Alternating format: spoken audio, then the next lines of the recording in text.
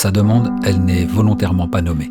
Sa recherche d'anonymat est à l'image de sa vie sur laquelle nous possédons donc assez peu d'informations.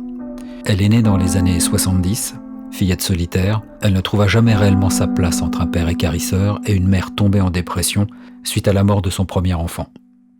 Délaissée par ses parents, elle a grandi avec un grand manque d'amour et de tendresse.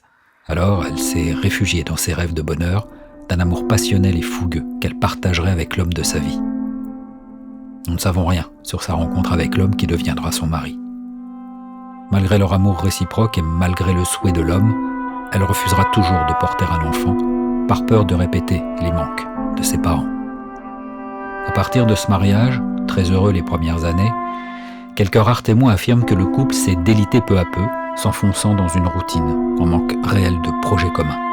Le dialogue entre eux s'est progressivement interrompu, et par crainte de tomber enceinte, leurs relations sexuelles se sont espacées jusqu'à devenir inexistantes.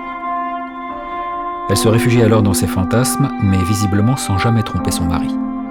Et puis, il y a eu cette maison. Cette maison et cette cave. Cette cave avec un trou dans l'un de ses murs.